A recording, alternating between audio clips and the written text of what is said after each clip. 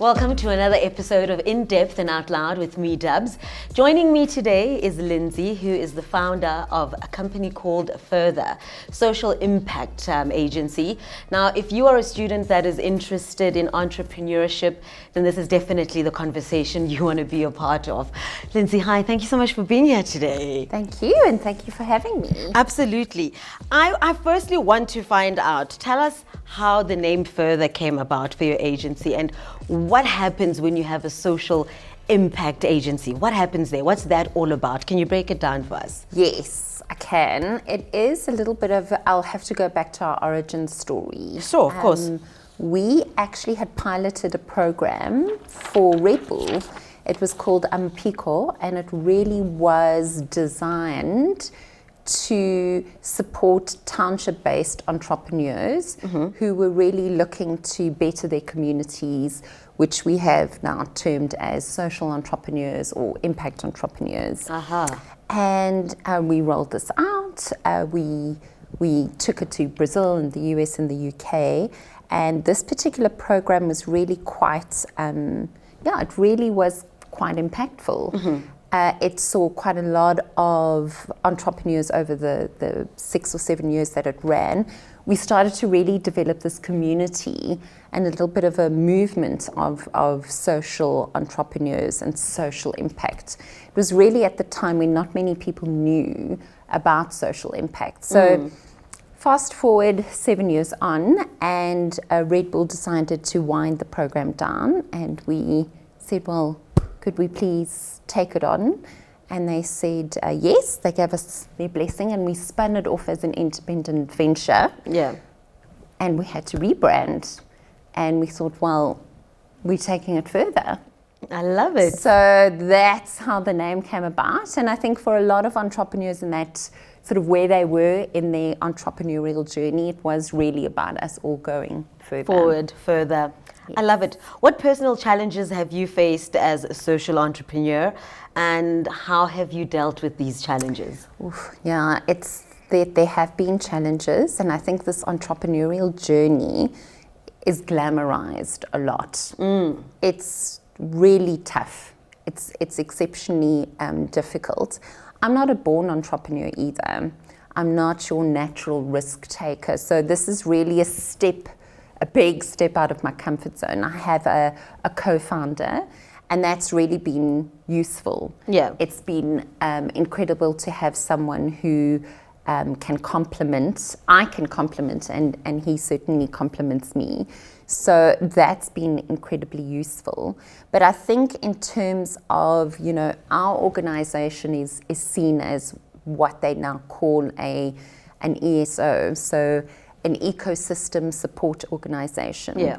And for us, even though we also see ourselves as social entrepreneurs, in that specific sphere where we are supporting within the ecosystem, it's been quite challenging to find partners and collaborators that actually share our values.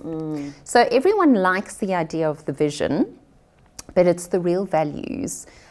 We are not here to have a tick box sort of exercise where we are hard and fast dishing out the hard skills with our entrepreneurs. We are actually really keen on going the distance because the journey is a long one.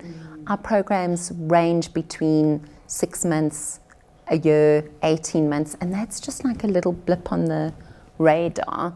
So to find partners that really understand that the journey is a long one, and that you get to achieve quite a bit when you're in a program, but really it's about the distance. So really having organizations that understand that it's about backing the jockey and not necessarily the horse. Sure. has been a challenge. And then I think generally the other challenges of entrepreneurship, cash flow, making sure all those things, being able to be agile, really also just being able to read what's happening in the economy, how do we And how do we really service the people that Further is there for? Now, I think financial literacy is a big one. I mean, a lot of people will say, you know, I want to start a business. Yeah. I want it to be impactful. I want to give back. But there's so much sacrifice you need to make, Yeah. especially from a financial aspect, I think. Yes. And like you say, it's so glamorized. Like, oh, you're gonna get a Beamer now. No. No. There's times where you're not even breaking even. Yeah. There's times where you probably ask yourself, why am I even doing this? Completely. And it's the thing of remembering the vision. Yes. And why you started in the beginning. So it takes a lot. It really does. It's like a calling. I really feel 100%. like you've got to be so invested in the why, you know. And we in the social impact world, we often, with the entrepreneurs that we fortunate to work with, we often say you really have to be married to the problem, basically. and not the solution. I think you end up being married to it because you don't sleep. You have a lot of sleepless nights. Totally. And I think the solution can look like so many different things over so many Yes. years sometimes. So it really is about that why, that problem that you're solving, because often you have to pivot. I mean, that became such a big word for everyone. It really moved top of our vocab because so many people during COVID had to pivot their businesses. And if you are married to a particular solution and this is what you're going to do, then this world is not really probably for you, because that changes, but the problem doesn't. Agreed. The solution often has to change or iterates over time. How do you help young entrepreneurs tackle common challenges such as self-doubt, limited resources, and lack of connections? Yes, we see a lot of that with all entrepreneurs, but I think especially with young entrepreneurs where access is particularly difficult. Yeah. Access to finance, you don't have sort of any experience in that world, and so on and so forth. Look, the hard skills you can learn. Anyone can learn them.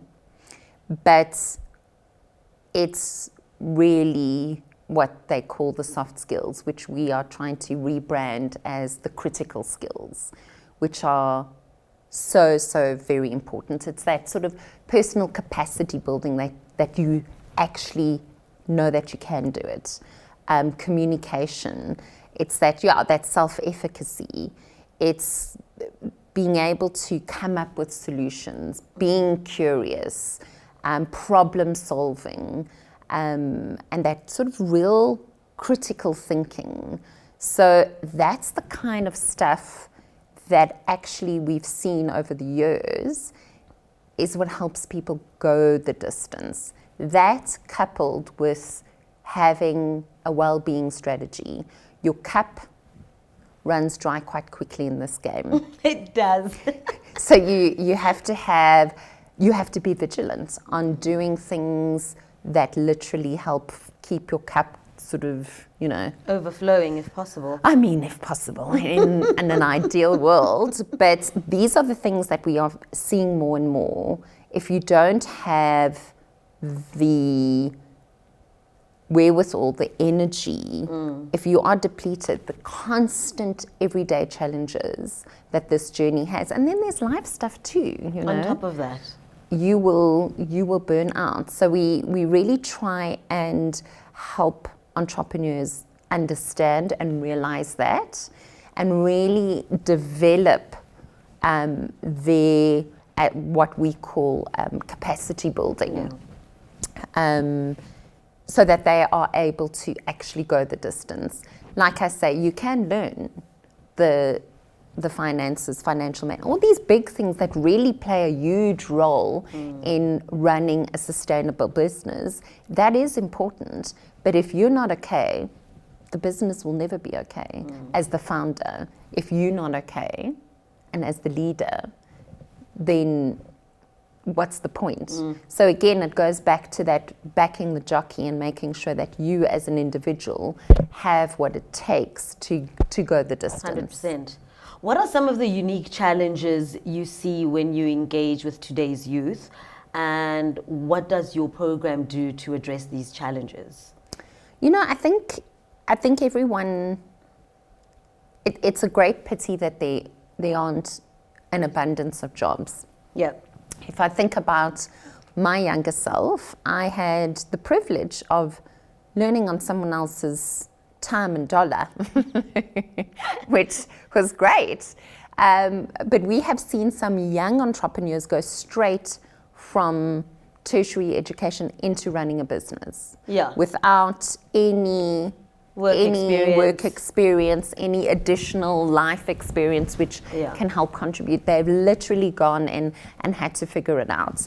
So I think that is a real challenge, I think, for a lot of the youth today, where unfortunately there's just not this abundance of jobs and opportunities that are available for them. That are available for them. So it is about, how do you identify opportunity and then turn that into something tangible? And it goes back to those critical skills I was talking about. You've got to be able to identify, be curious, understand, teach yourself, ask questions, and really learn that way.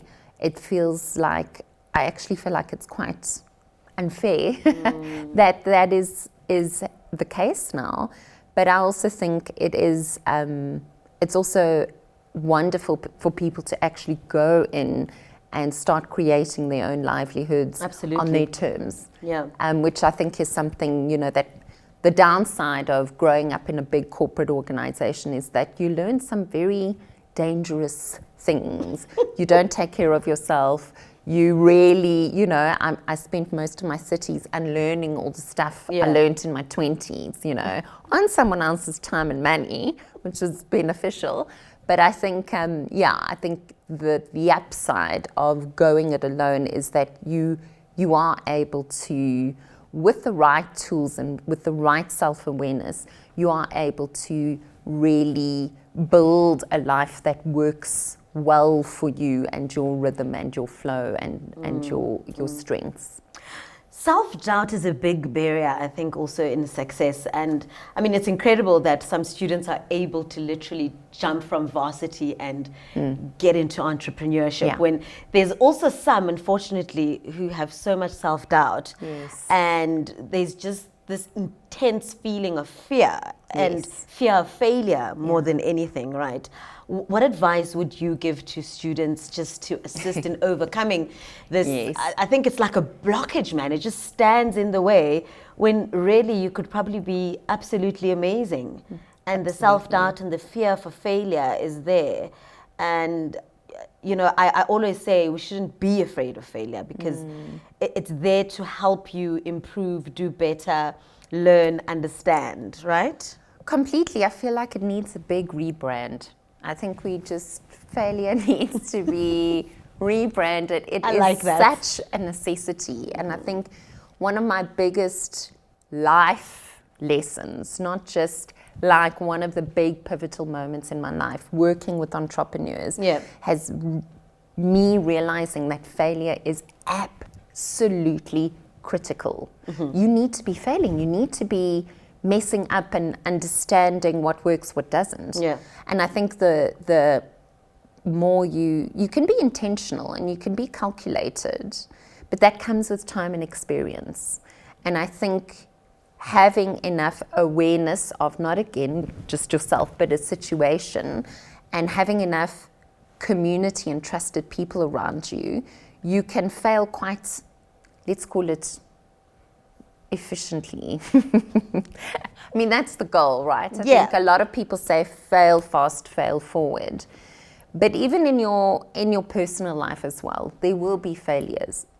And these things happen so that you can they are learning opportunities. You need to be able to understand that for whatever reason it hasn't worked out, interrogate that, accept that, and take that as a bit of a roadmap for the way forward. If you do not do that, then you're not going to be effective. There will be bigger issues, if you literally tiptoe and you don't take those risks of trying and testing and really investigating down all the alleys and crevices that you need to, I just don't think that, I've just really, honestly speaking, in all my years, I've never seen a successful entrepreneur that hasn't failed countless times. And when I say countless, like you don't have enough fingers.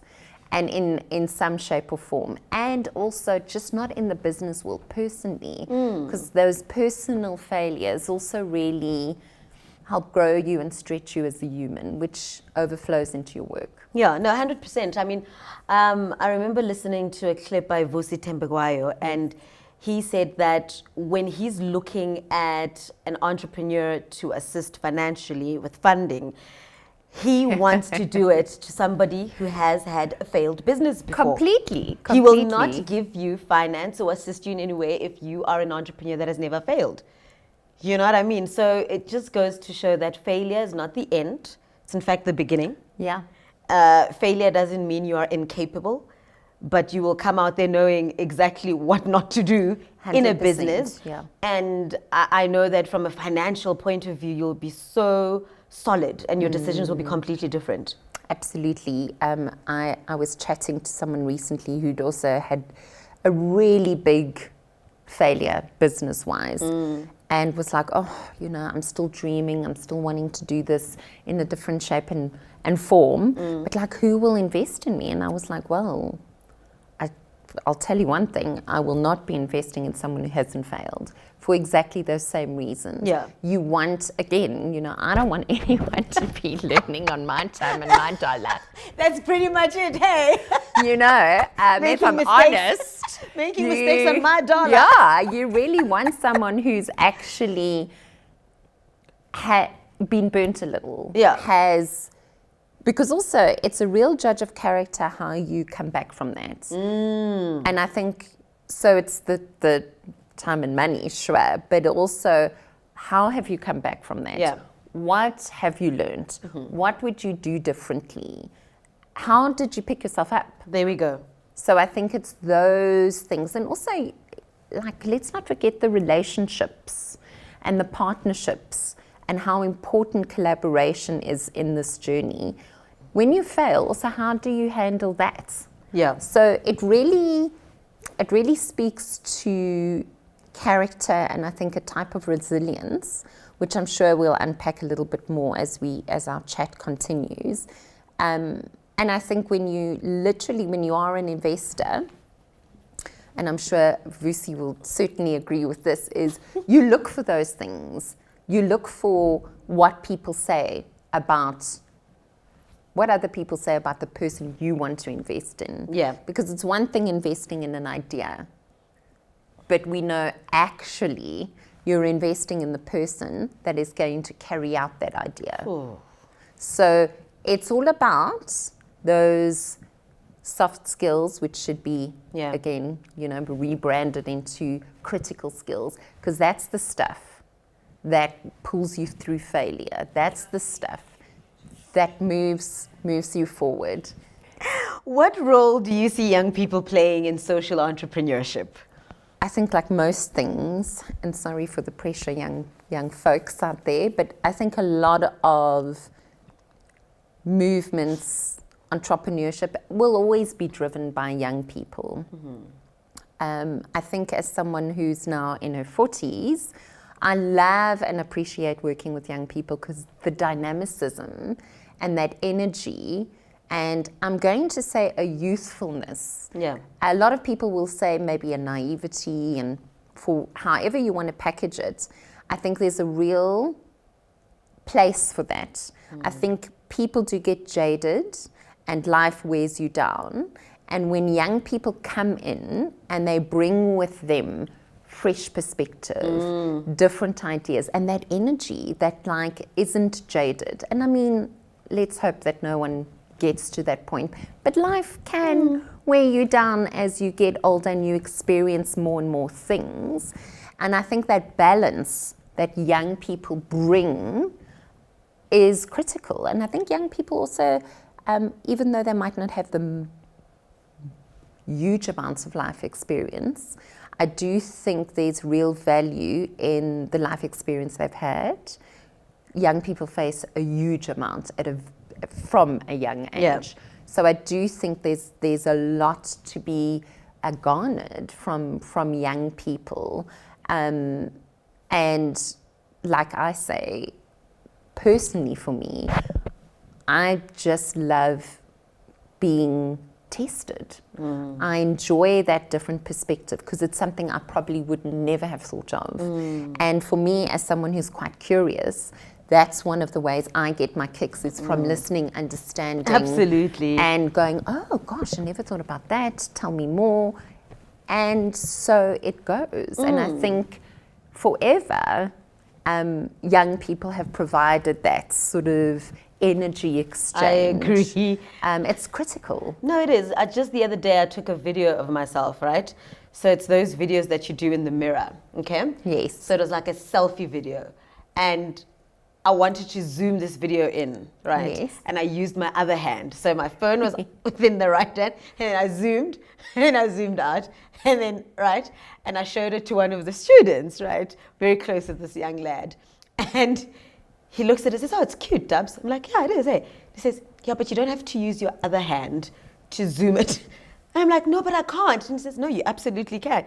I'm like, no, but you say, and like, okay, let me just show you. So you do this, you do that, put your hand there, this finger holds it up. And I'm like, okay, let me try it. And then I'm like, oh, and he's like, we need the youth. We need the youth. We need the and youth. Even though that seems like a frivolous example, it's really, this is how life works. The things that we are so used to and we've become so attuned and accustomed to, there are more efficient, quicker ways that, again, this is what the youth brings. Exactly. And they're just full of ideas. And the creativity also Absolutely. is just, it's there, it's a constant. Yes, and should be harnessed. There we go.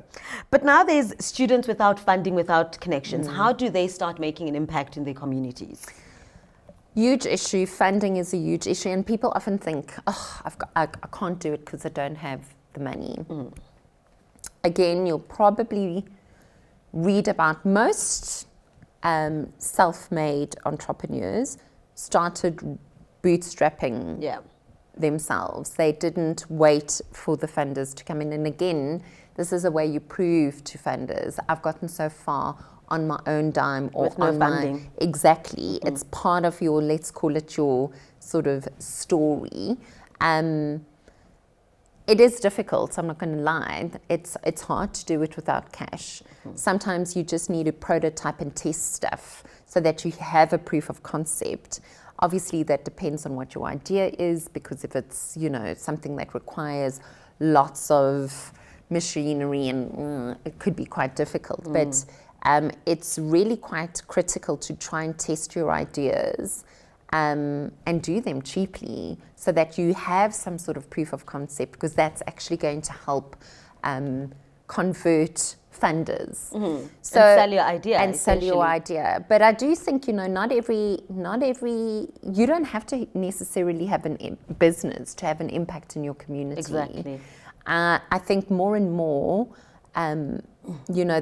social innovation always thrives, for me, certainly, way more in emerging or third world economies, because often the ideas are born out of necessity. You don't see the same level of innovation in developed countries. No, you don't. So this goes back to people literally solving for a problem that they experience on the ground every day. And this might not require you to have a business to solve that problem. It's just you tapping into what the requirement is, and maybe it's something small, a little tweak you can do, or a little offering. It can be many shapes and sizes, but I think the big thing is that there's a concept called human-centered design.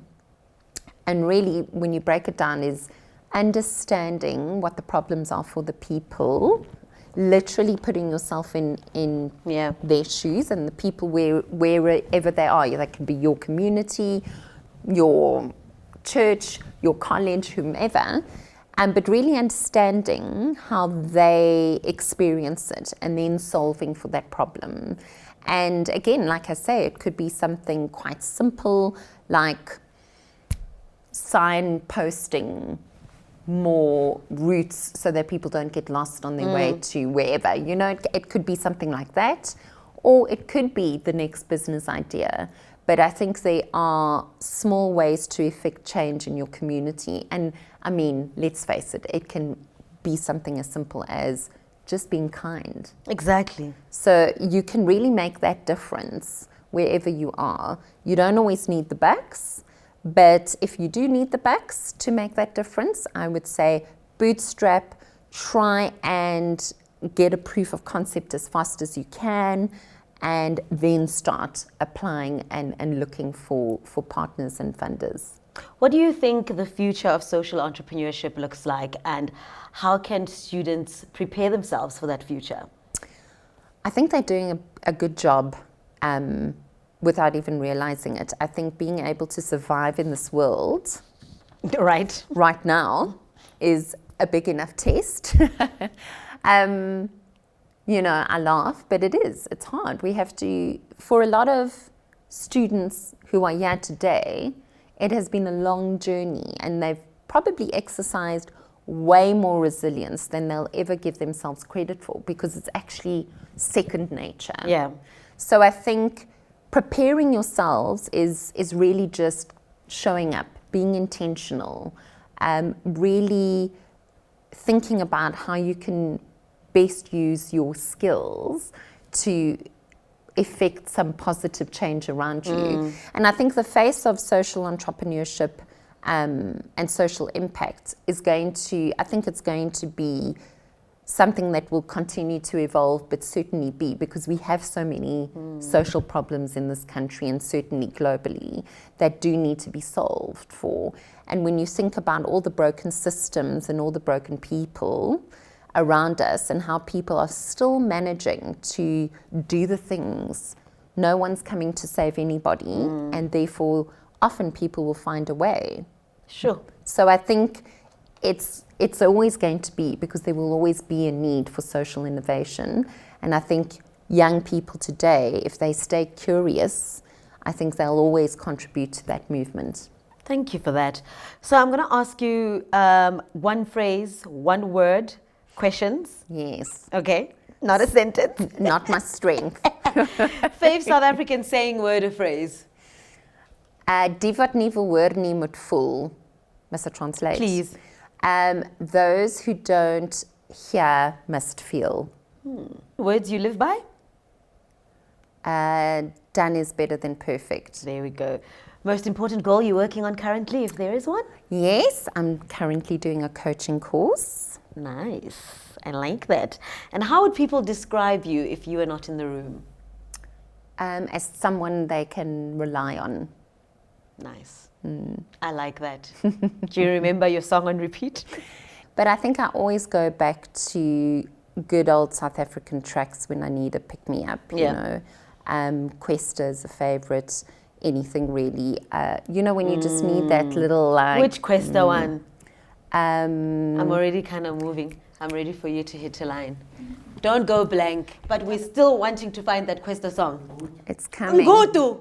It's coming. No, It isn't no, Ngutu. guys. What? No, yeah, it is. I mean, I can't believe it's spirit. I mean, how could I get that right?